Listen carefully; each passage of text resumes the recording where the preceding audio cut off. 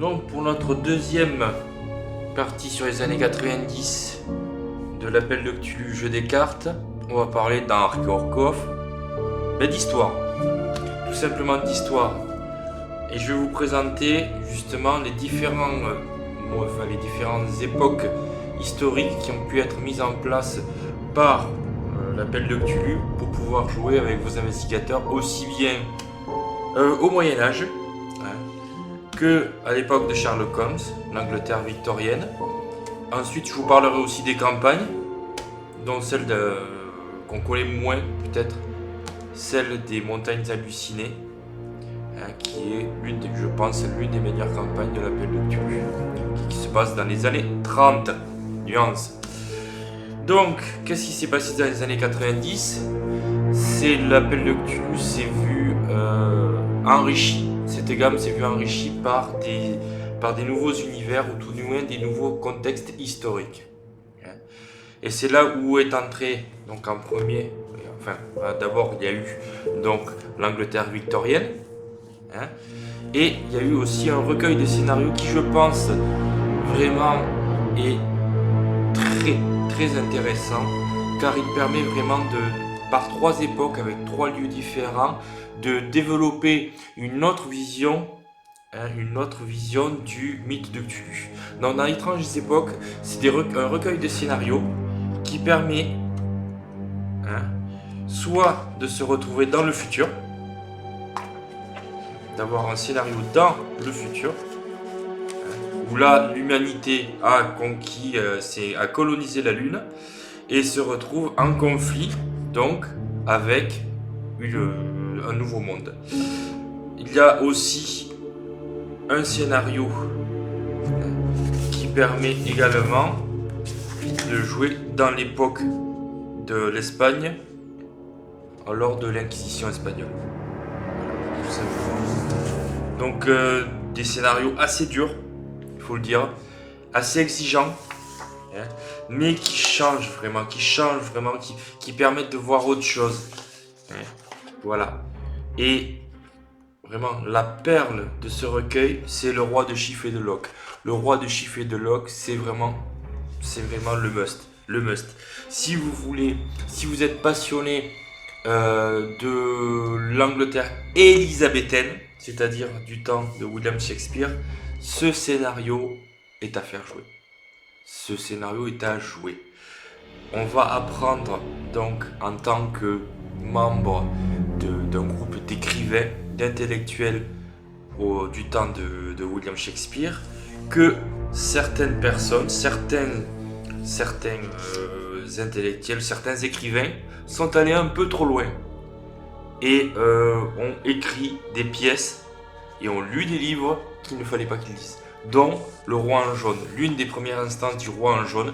Donc le Roi en jaune, c'est une vision du dieu Astur qui craint que par sa lecture et par sa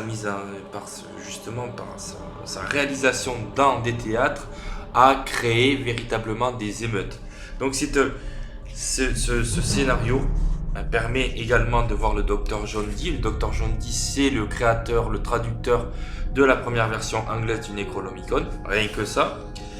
Et donc ce scénario où en fait on va jouer des gens assez simples, ça ne sera pas des guerriers, il ne faut pas vous attendre en vous disant oui, voilà, c'est à peu près au Moyen-Âge, c'est à la Renaissance. À la Renaissance, on a tous des dagues, on a tous des rapières, on a tous des pistolets à poudre.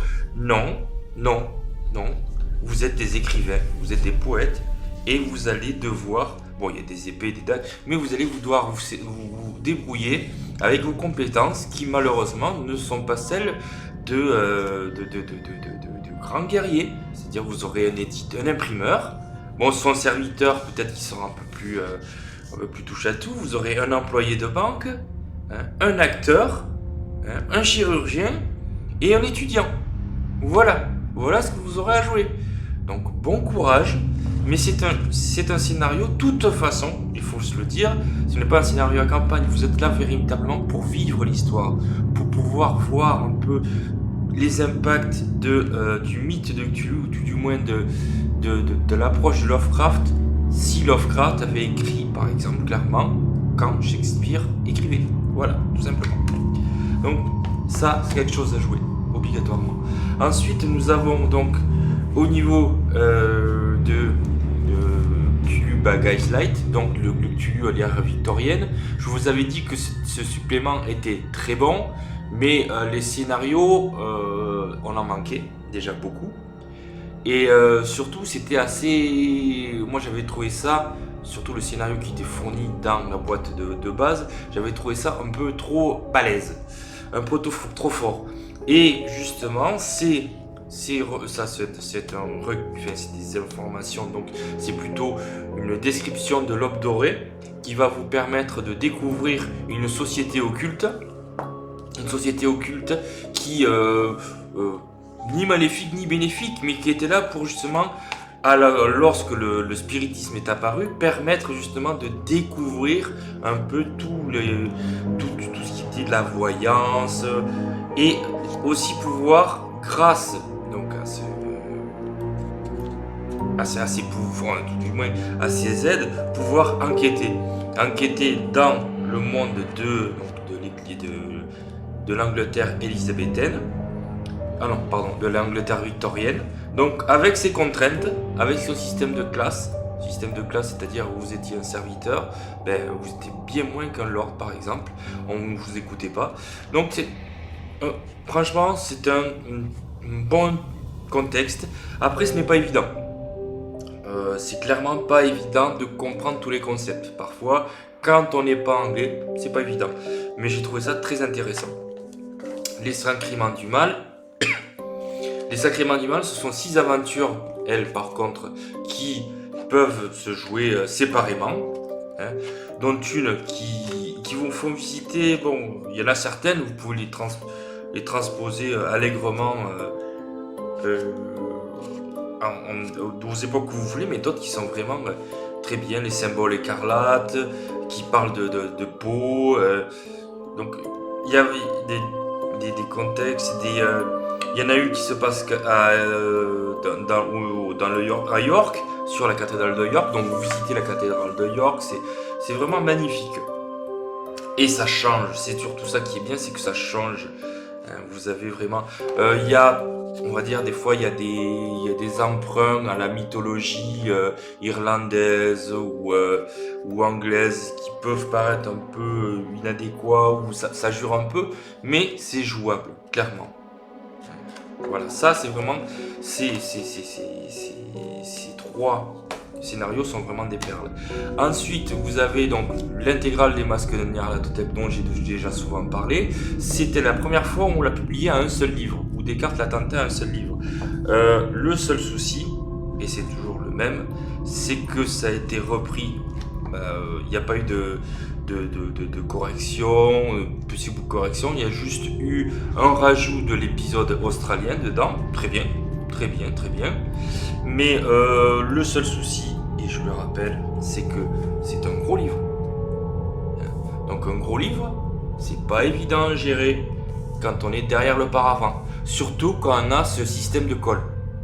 Voilà, tout simplement.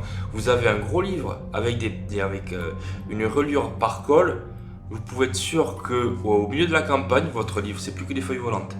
C'était ça le souci. Voilà.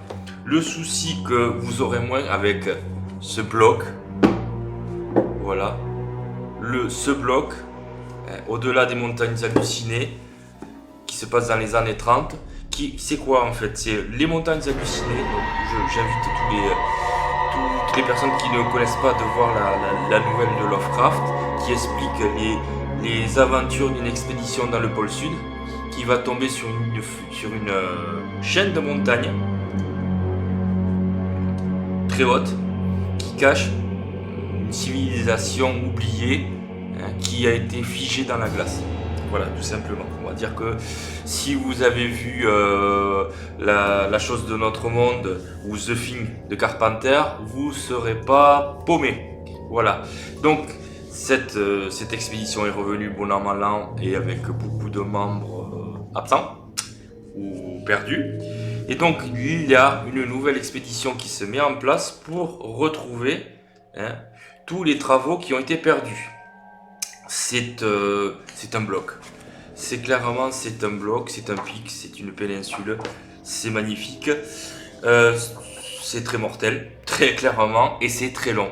Et c'est peut-être le souci qu'on peut avoir dans ces cas-là, dans ces grosses campagnes, c'est que je suis pas sûr de pouvoir vous dire je connais telle personne qui a fini cette campagne. Voilà, tout simplement. Parce qu'elle est très longue. Et soyons clairs, souvent, les joueurs préféreront dire je préfère jouer au masque de Nyarlathotep, je connais, ça a une très grande réputation, et se dire bon je fais les montagnes hallucinées, ils verront ça, c'est dur, voilà tout simplement.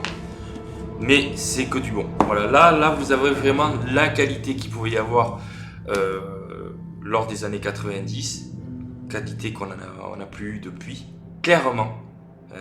Je veux clairement dire que ce qu'a commis Sans Détour, c'est de la réédition, avec très peu d'ajouts, avec des correctifs faits par des auteurs avec un ego surdimensionné, qui n'était pas à propos, avec des illustrations qui n'avaient rien à voir, c'était des photos, donc c'était pas de la bonne qualité. Ça, à l'époque, c'était de la très bonne qualité. Donc ce que je conseille à tout maître du jeu qui n'a pas ces éléments, c'est trouver-les d'occasion. Trouvez-les d'occasion, mais n'essayez pas de trouver les nouvelles versions de Sans Détour. Parce que Sans Détour, clairement déjà c'est hors de prix. Ça brode. Là non, vous avez les faits. Après, à vous de broder, c'est vous qui allez. Moi en tant que maître du jeu, je préfère avoir des campagnes où il y a des trous, où c'est à moi de le faire, à retravailler les scénars. Ça arrive souvent où il faut retravailler les scénars. Je préfère beaucoup ça en tant que maître du jeu, je préfère faire ça que d'avoir un bloc insipide avec des corrections en disant oui là on vous met là où c'est un chemin tout tracé. Non, les MJ faut pas être fainéant, faut travailler ses scénars, faut travailler ses campagnes. Voilà, donc ça sera la conclusion de mon nouveau Archéocof.